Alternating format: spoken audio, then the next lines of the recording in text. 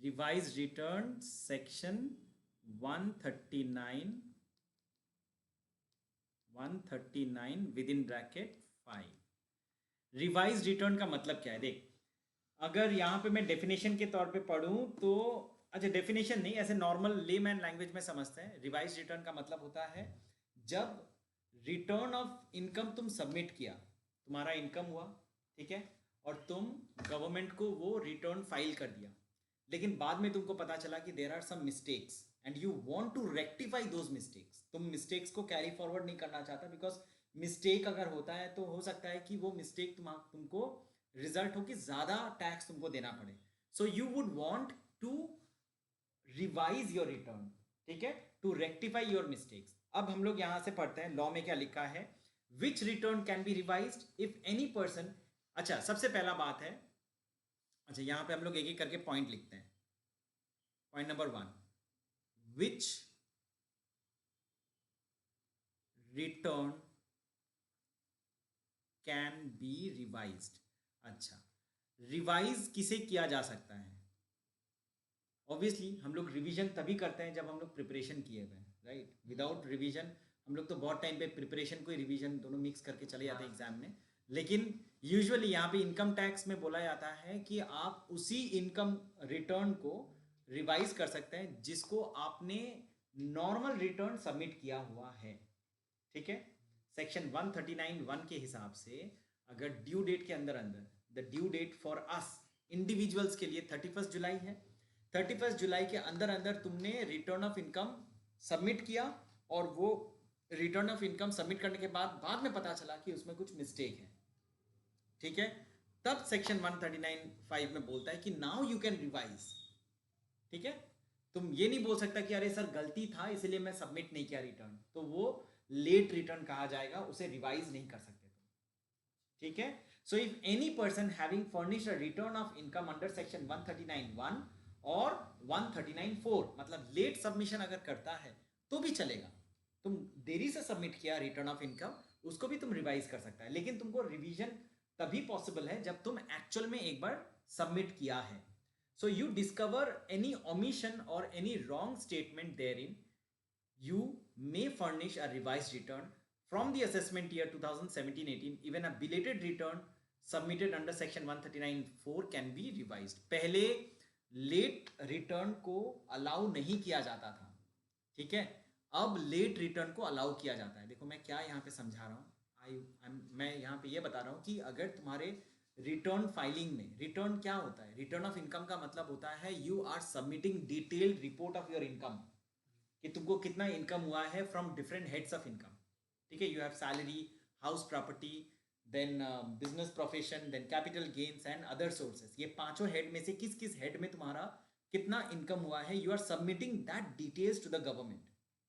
Now, either you have submitted that details of income as per section 139 within bracket 1, वो क्या कहता है कि you are required to submit your return of income within due date, which is 31st of July for individual, 30th of September for company and firms, and 30th of November whose income need to be audited, ठीक है, tax audit करवाना पड़ता है, वो अलग है, ठीक है। सो अगर तुम नॉर्मली अपना रिटर्न ऑफ इनकम सबमिट किया है तो तुम रिवाइज कर सकता है।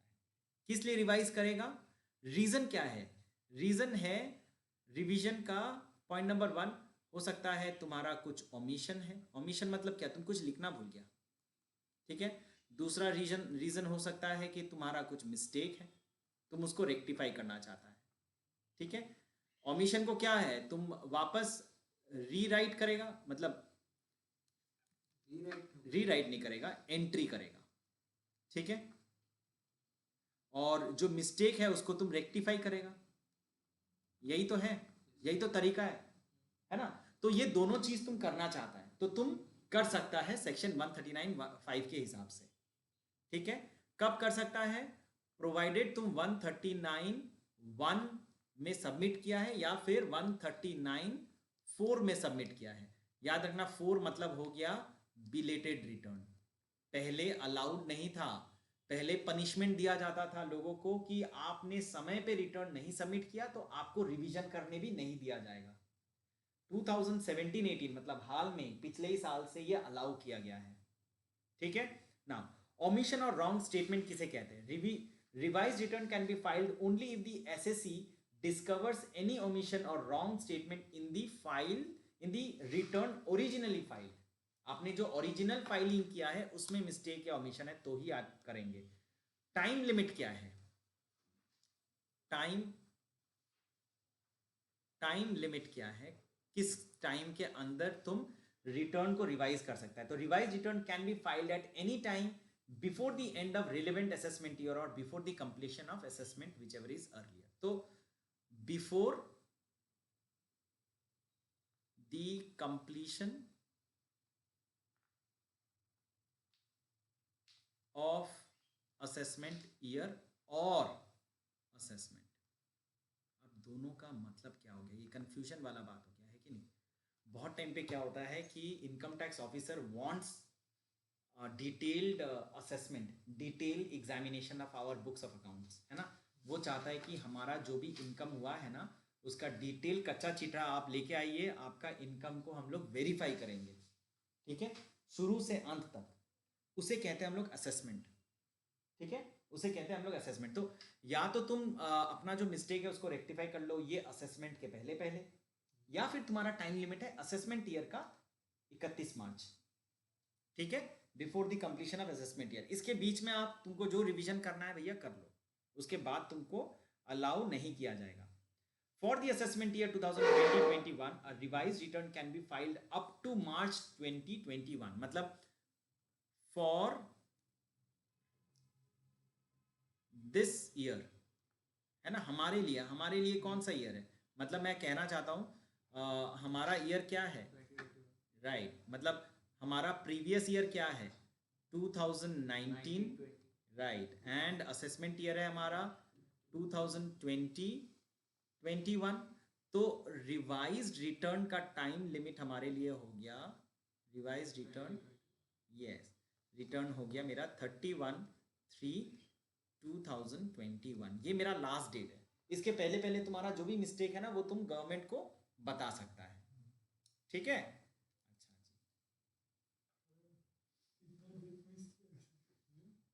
गलती बताने में कितना डेट मिस किया? मैं तो गलती जानबूझ के लिखा है। अच्छा जी, ऑन रिकॉर्ड है, ठीक है। डिफेक्टिव और इनकम्प्लीट रिटर्न। अब नेक्स्ट आते हैं हम लोग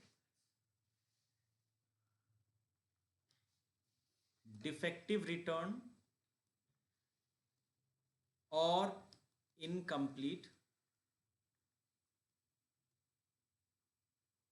रिटर्न। ठीक है, इनकम्प्लीट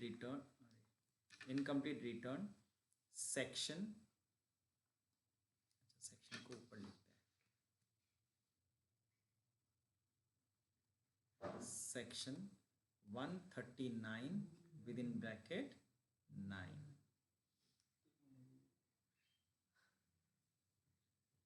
बुक तो लेना ही पड़ेगा। अच्छा, ये सेक्शन 139(9) में जो डिफेक्टिव रिटर्न या इनकम्प्लीट रिटर्न है ये क्या है? देखो बहुत टाइम पे क्या होता है ना कि जो असेसिंग ऑफिसर है उसे दिखता है कि ये तुम्हारे रिटर्न में कुछ मिस्टेक्स है, कुछ गलती है, या तो तुमने डिटेल ओमिट कर दिया है या फिर there are major defects in your return of income, in your filing of return of income. You have to rectify it within a period of 15 days as given by the assessing officer। और assessing officer तुमको और थोड़ा time बढ़ा के भी दे सकता है, वो उसके डिस्क्रिशन में है। वो डिसीजन लेगा वेदर 15 डेज का जो रूल है इनकम टैक्स एक्ट में वो तुम्हें अप्लाई वो दिया जाए या ज्यादा एक्स्ट्रा टाइम दिया जाए। ठीक है ना, जो भी टाइम दिया जाए उस टाइम के भीतर भीतर with in that stipulated time of 15 days or as extended period of time given by assessing officer, you have to rectify your defects in present in your return of income। ठीक है, समझ में आया ना? सो जब वो तुम रिटर्न ऑफ इनकम जो भी डिफेक्ट है तुम्हारा उसको तुम रेक्टिफाई कर लिया तो उसे हम वैलिड रिटर्न मान लेंगे। ठीक है, तो मैं यहाँ पे यहाँ पे बता देता हूँ, लिख देता हूँ थोड़ा सा पॉइंट कि मिस्टेक / डिफेक्ट, ठीक है, appearing in return filed by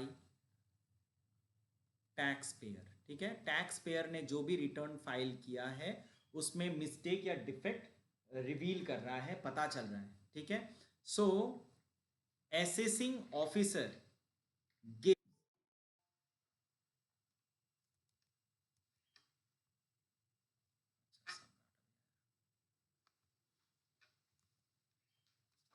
So assessing officer gives 15 days of time to rectify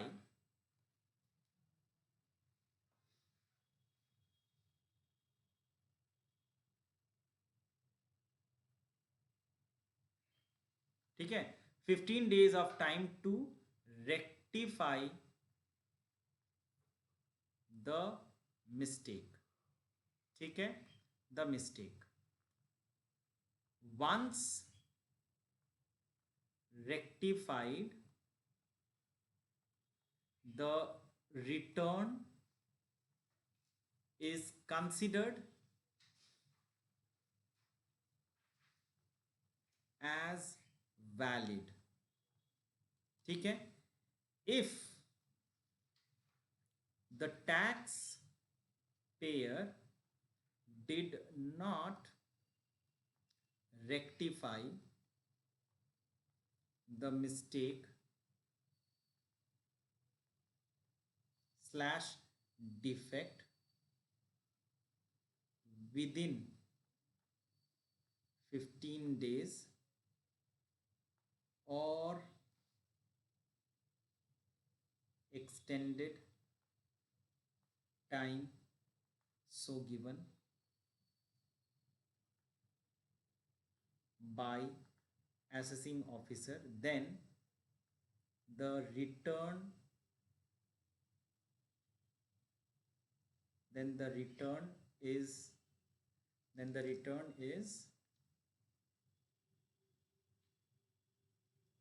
is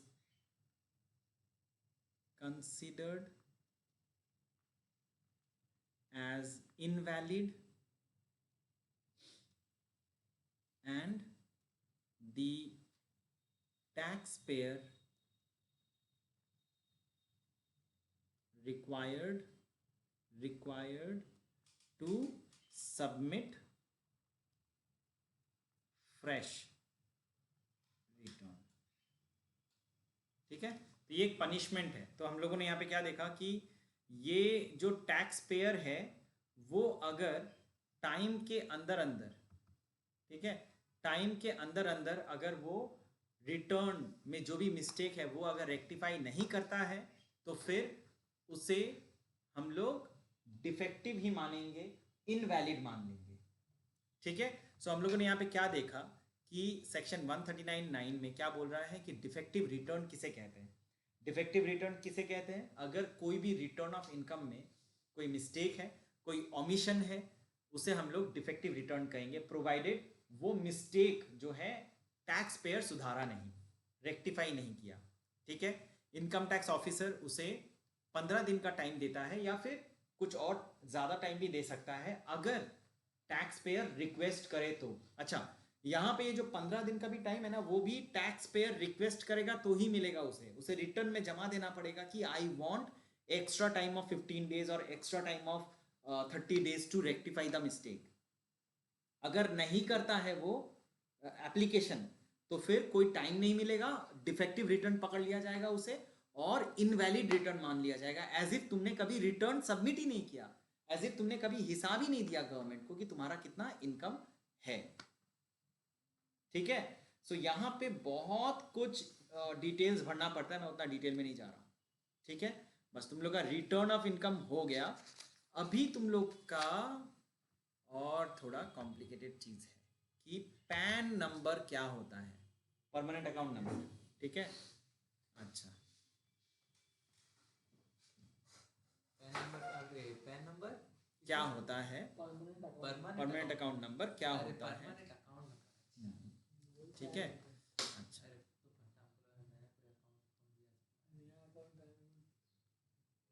permanent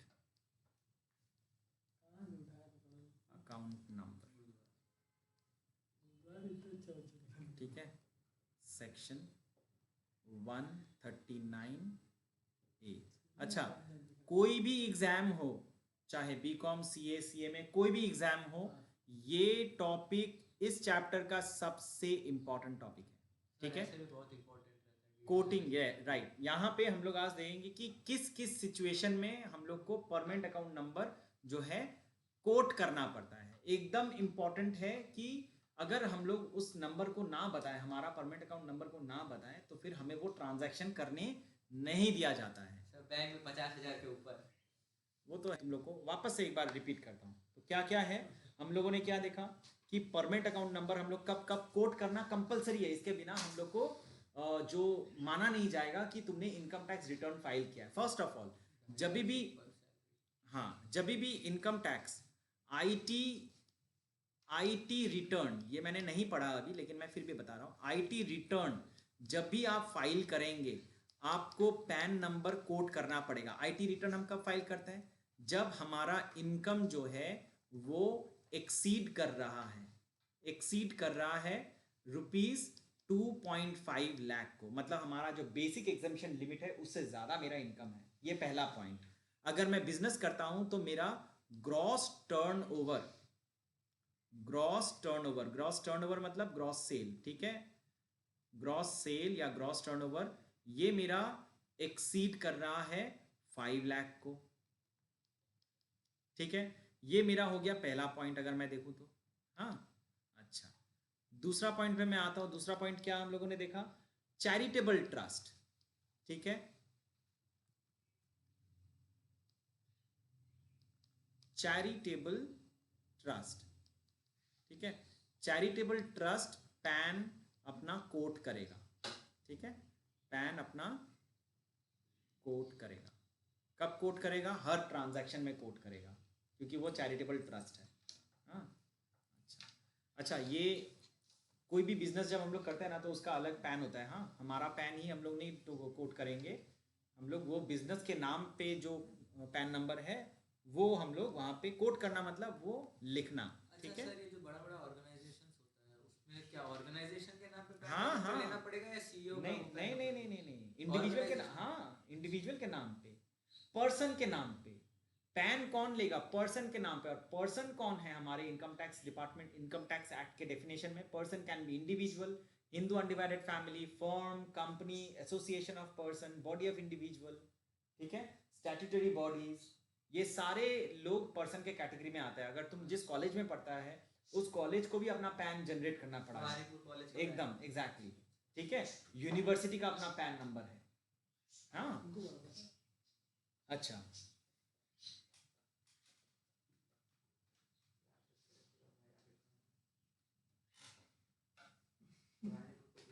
दुकान का पैन नंबर नहीं। अच्छा, any resident person, any resident, तो दुकान वगैरह में करते हैं सब में any resident person, not individual. हाँ, इंडिविजुअल को हटा दो यहाँ से, इंडिविजुअल, ठीक है, नॉट एन इंडिविजुअल,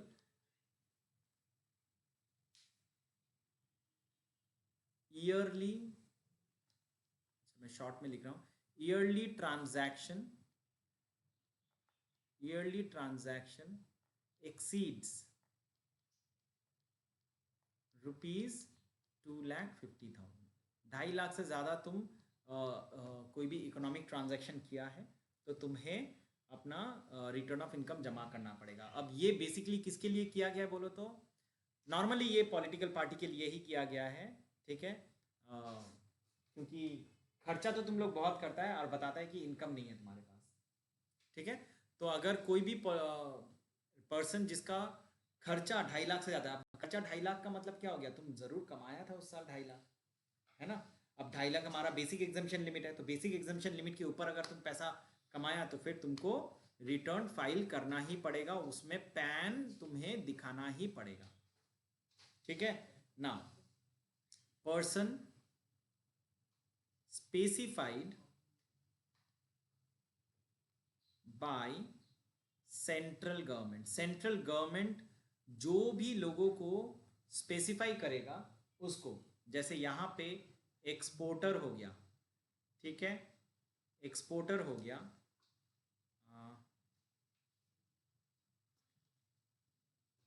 डिटेक्ट नहीं करता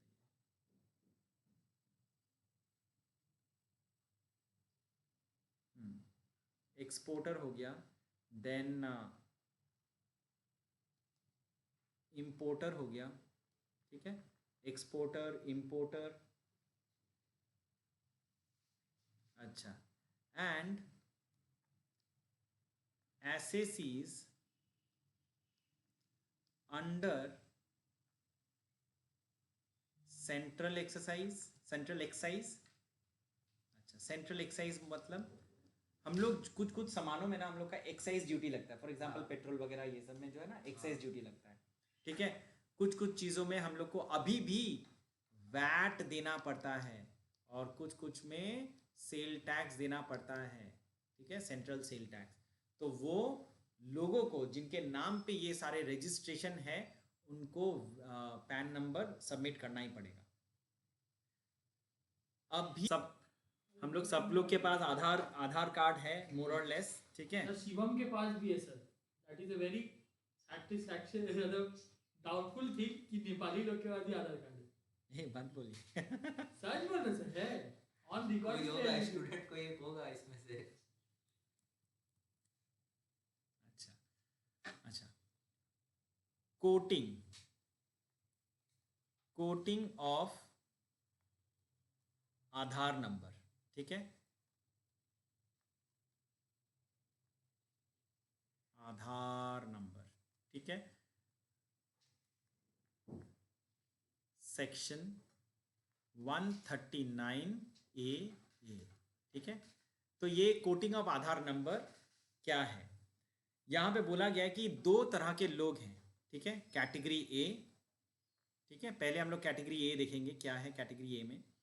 कैटेगरी ए में बोला जा रहा है कि जो भी पर्सन है, ठीक है, इंडिया में जो रेसिडेंट है उनको अगर आधार नंबर उनके पास है, कब, ऑन और आफ्टर जुलाई 1, 2017, मतलब जब आधार कार्ड का जनरेशन हुआ, आधार तो यूजुअली बहुत दिन पुराना नहीं है, ठीक है, 2014 के टाइम से, लेकिन हाँ वही यहाँ पे बोला जा रहा है कि 2000 यहाँ पे 2017 के बाद जिनके पास आधार नंबर अलॉट हुआ उनके लिए कंपलसरी है कि वो अपना पैन नंबर जहां भी कोट करेंगे वहां पे आधार नंबर के साथ वो उसे कोट करेंगे, ठीक है।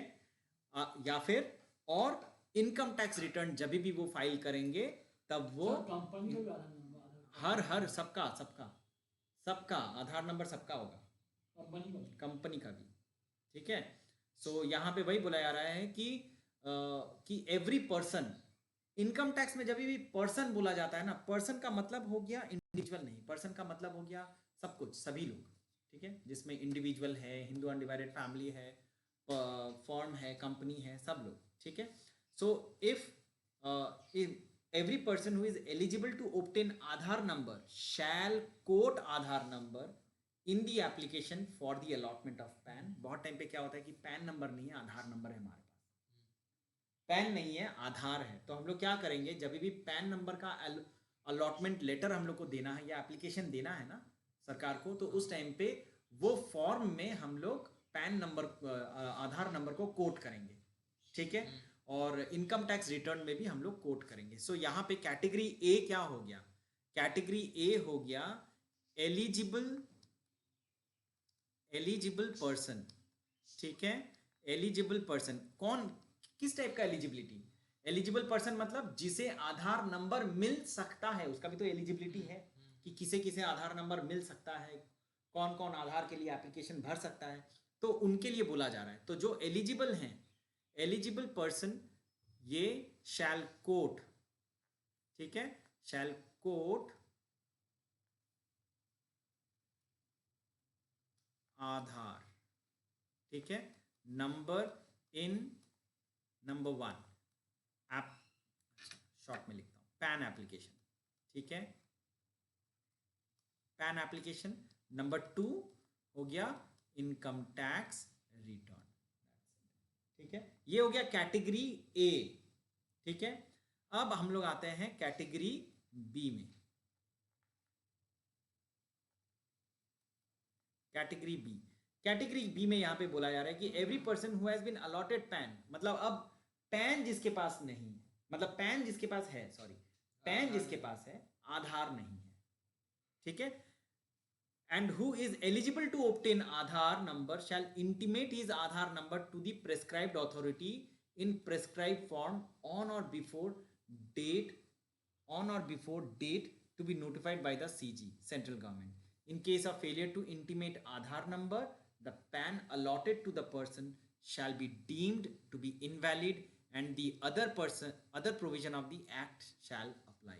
वापस बोल रहा हूँ, यहाँ पे क्या बोला है कि हर वो पर्सन, ठीक है, जिसके पास पैन अलॉटेड है, कब, जुलाई 1 2017 के पहले जिसके पास पैन नंबर है, ठीक है, and who is eligible to obtain Aadhaar number, ठीक है, वो एलिजिबल है कि उसे आधार कार्ड मिल सके, आधार नंबर उसके नाम पे अलॉट हो सके, shall intimate his Aadhaar number to the prescribed authority. जब अथॉरिटी को वो जहां पे पैन नंबर का जरूरत पड़ेगा, जहां आधार नंबर का जरूरत पड़ेगा, वहां उसे आधार नंबर देना पड़ेगा।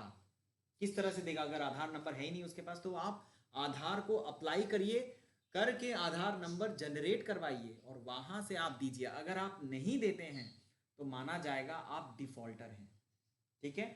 Not in defaulter of paying any tax और any money, but in defaulter to follow rules as per the income tax act, ठीक है। In case of failure to intimate Aadhaar number, ठीक है, the PAN allotted to the person shall be deemed to be invalid.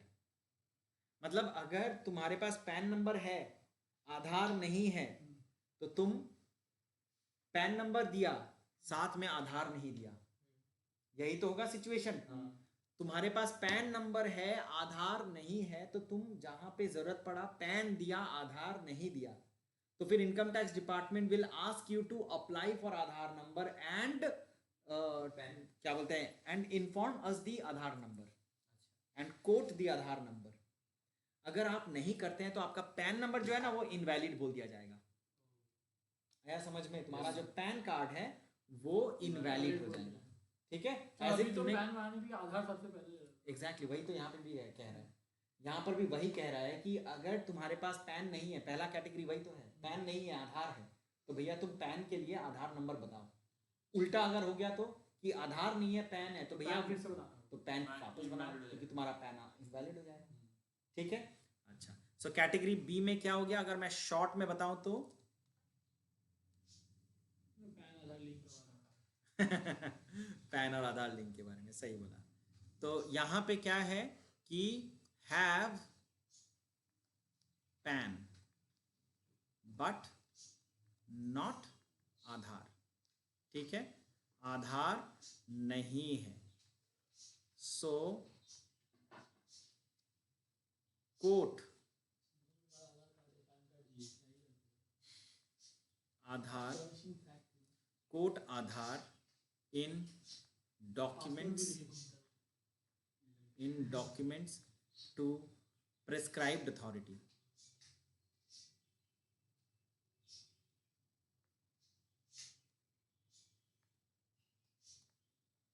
If not done, that is not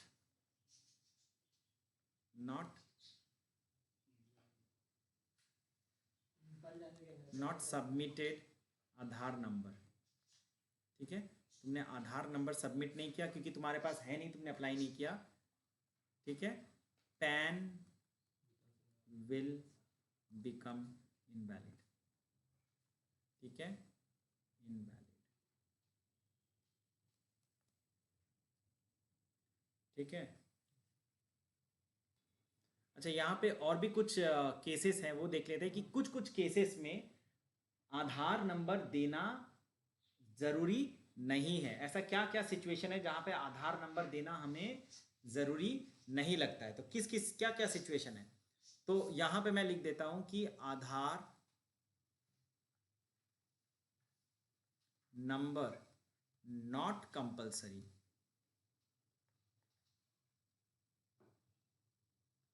in following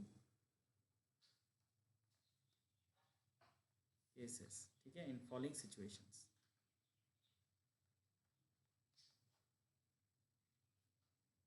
पहला है residing in, अगर तुम इन सारे जगह पे रहता है, रिसाइडिंग इन असम, ठीक है, जम्मू एंड कश्मीर, मेघालय, ये 3 जगह में अगर तुम रहता है तो तुम्हारे ऊपर प्रेशर नहीं है कि सर तुम्हें नेपाल तो भूल गए। नेपाल नहीं, नेपाल नेपाल कहाँ है? नहीं? नेपाल इंडिया में है। Nepal is a different country. Nepal अरे इंडिया में यार, है। सर ये इतना कंफ्यूजन क्रिएट करता है ना सर ये चीज। असम, जम्मू कश्मीर एंड मेघालय, ठीक है, ये 3 जगह हो गया। ये हो गया पहला situation, category A. Category B, इसको ये कहाँ से चला ये दुनिया में जानते हो आप तो ये? नहीं हम सच में नहीं जानते। खाली सुना जानते हो। अ नॉन रेसिडेंट इंडियन, ठीक है, अगर कोई नॉन रेसिडेंट इंडियन होता है, NRI जिसको हम लोग कहते हैं, ठीक है, उसको नहीं ज़रूरत पड़ता है आधार नंबर का, ठीक है। पासपोर्ट लगता है। कैटेगरी सी, तुझे फ्यूचर में फोन कर दूँ। अ पर्सन फ्यूचर में फोन कर दूँ।